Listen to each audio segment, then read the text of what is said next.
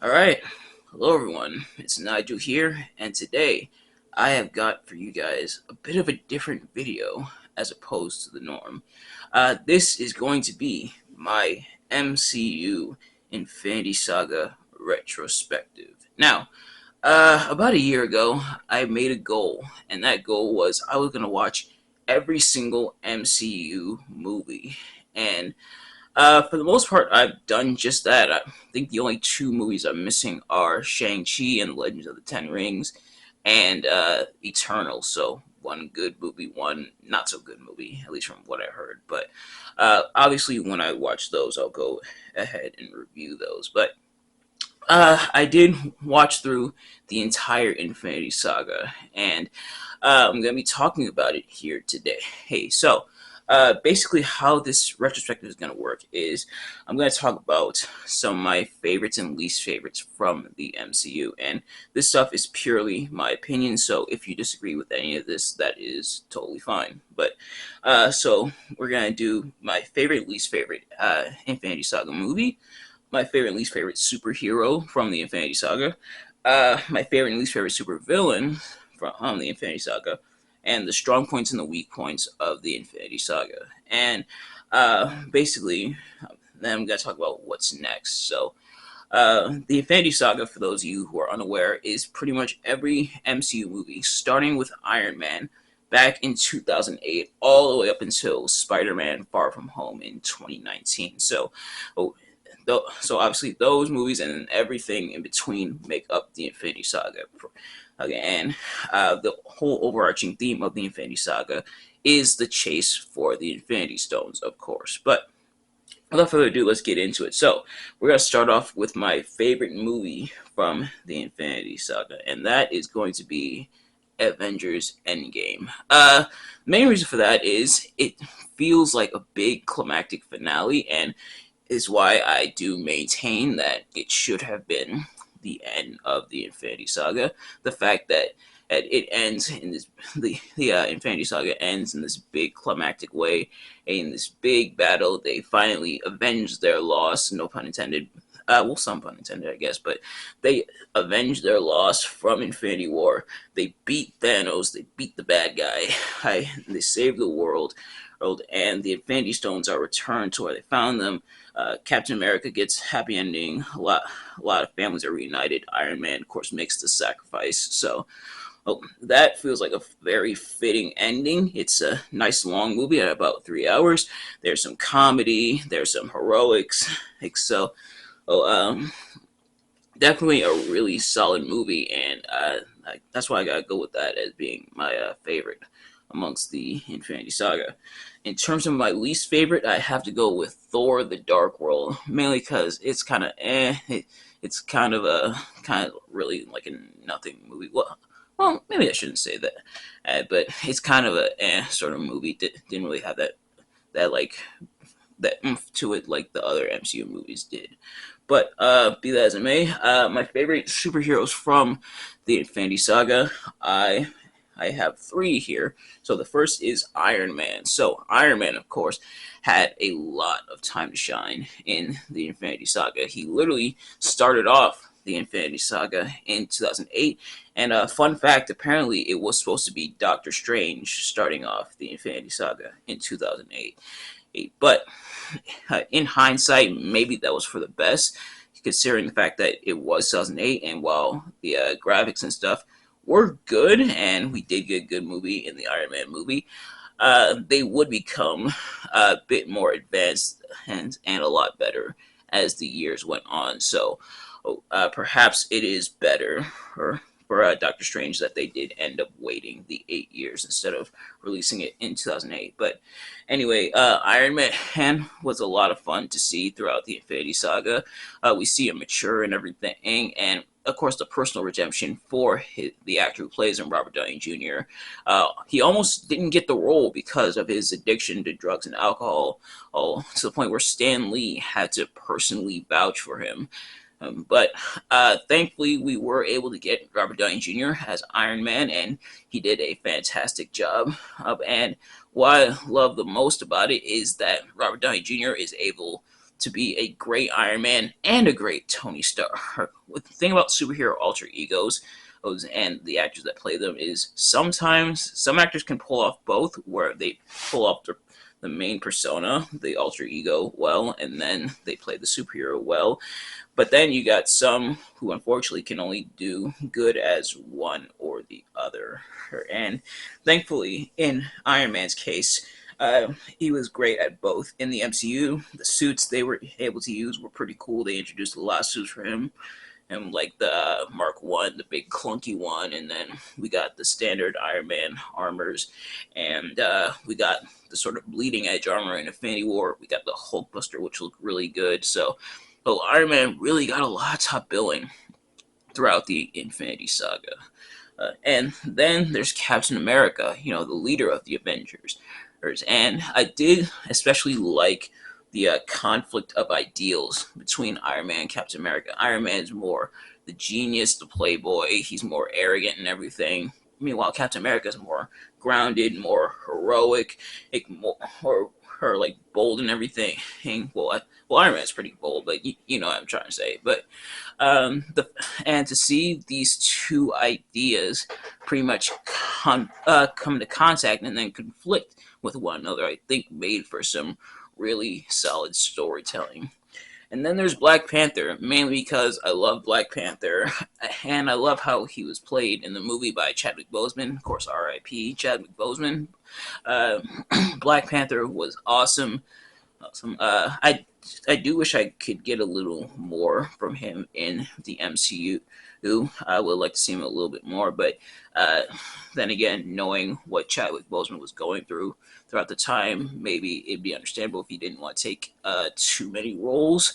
But yeah, so Black Panther was really solid to see, and I want to see how Shuri does as the Black Panther.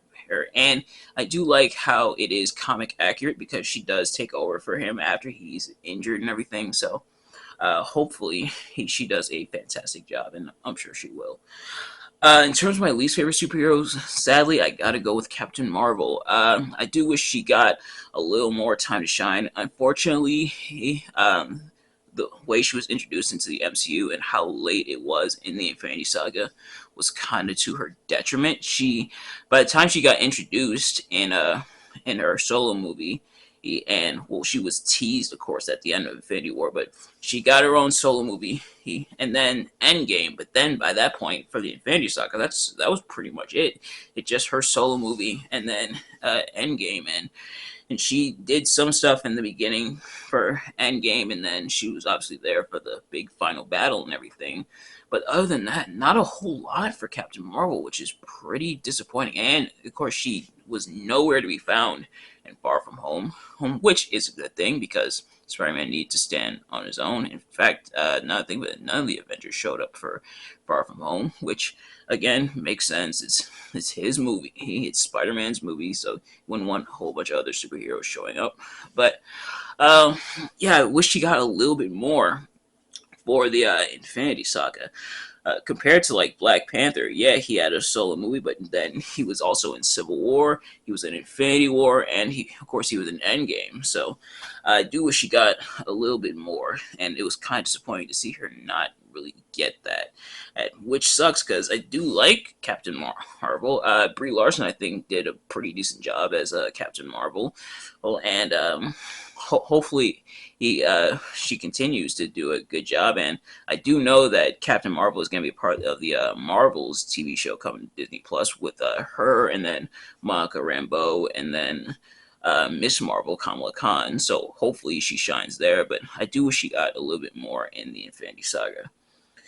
In terms of my favorite supervillains, I gotta go with Ultron and Thanos. Ultron, although he's a one-off villain, and I do wish he got some more time, I'm I did really like him. He was pretty entertaining to see as a villain, and even with just the one appearance, he was still pretty interesting to see the fact that he still has some of Tony Stark's mannerisms, but he's still a bad guy, and the fact that he's almost justifiable because as he's quickly introduced to the internet and he then just wants to exterminate the Avengers. He's pretty much scared of what he sees, and so he wants to try to get rid of it as quickly as possible.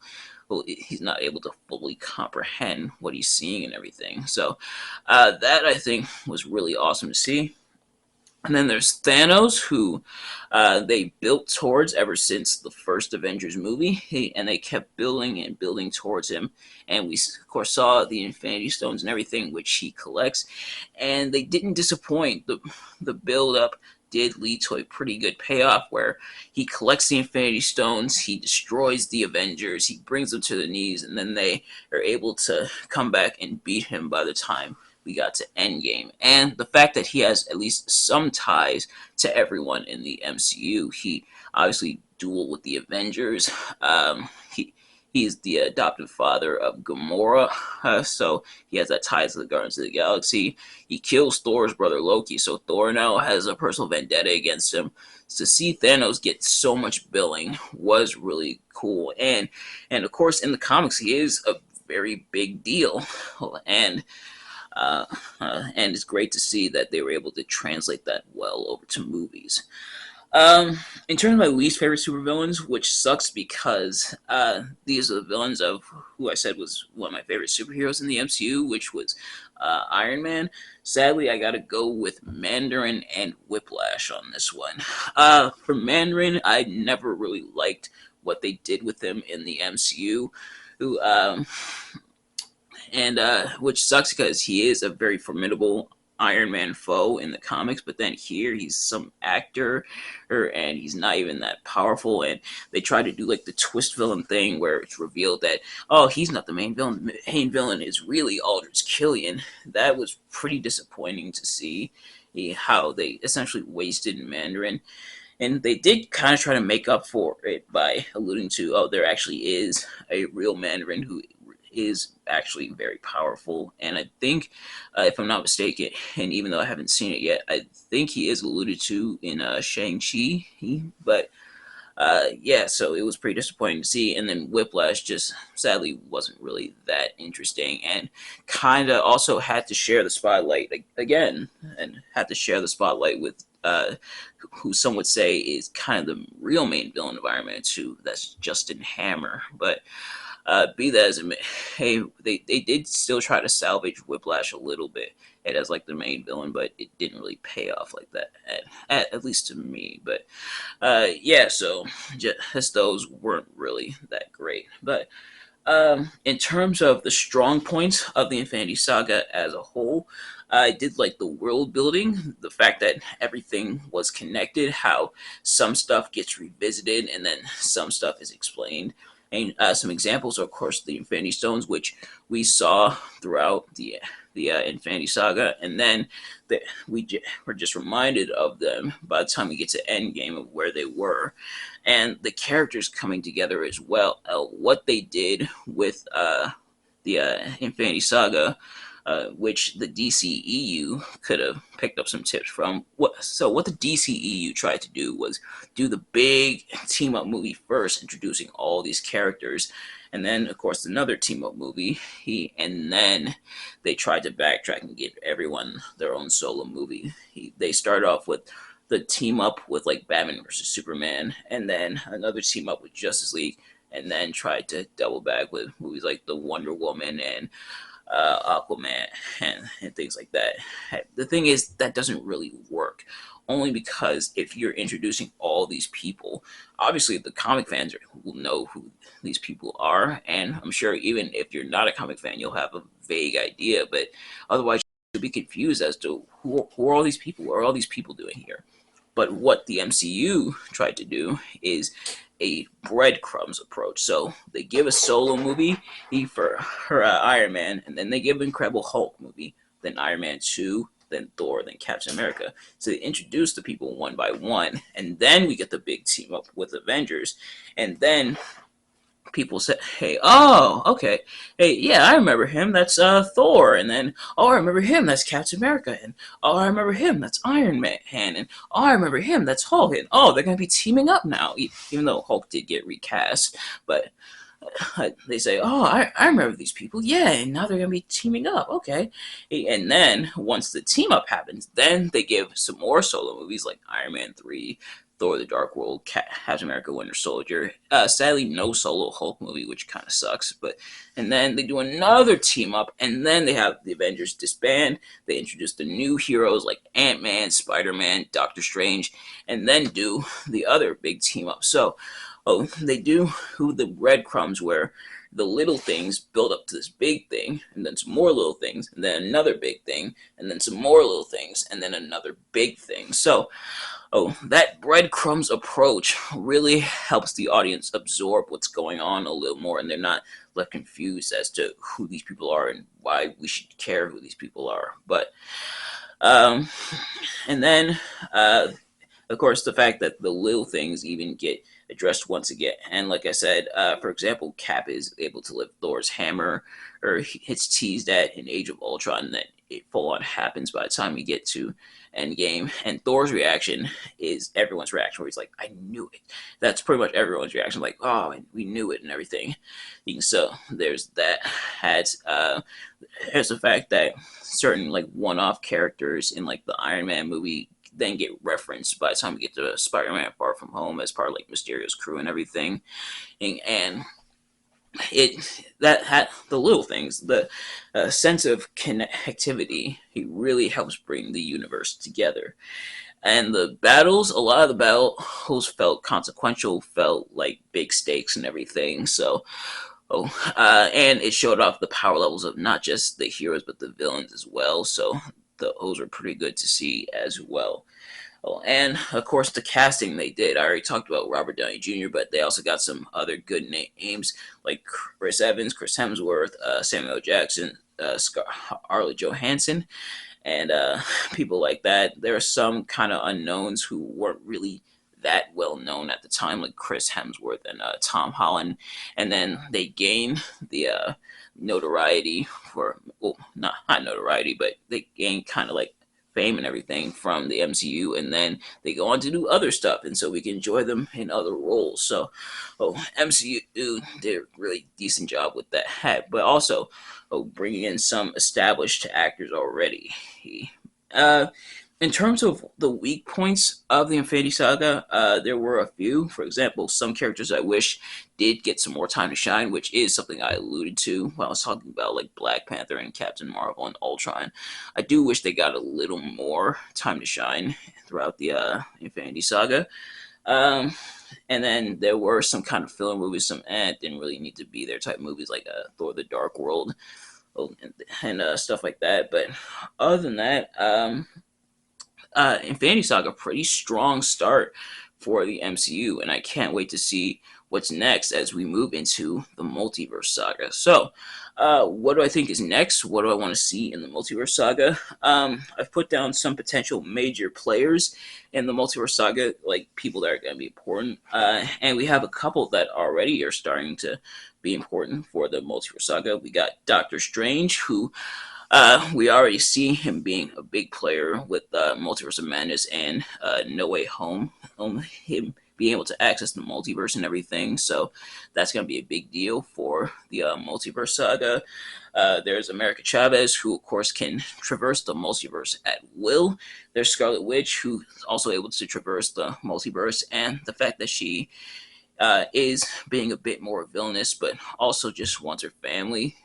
And that stuff is explained not just in her role in Multiverse of Madness, but also in WandaVision, which I haven't watched yet. I said I wanted to finish at least the Infinity Saga before I started watching the shows and everything. But um, I think, is going to be a major factor in the multiverse. There's a Spider-Man who, now that he's more so on his own and the memory has been wiped of people who knew his identity. Now he's really got to start from the ground up again. Of course, Tony Stark is gone, so hopefully Spider-Man is able to really come into his own.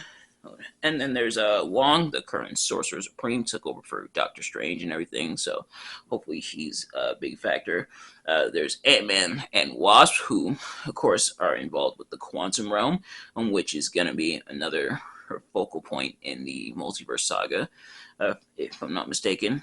And then there's the Skrulls, who are gearing up for the Secret Invasion TV show, and hopefully they're going to be a big factor as that plays out. And also the Fantastic Four, which I am personally excited about.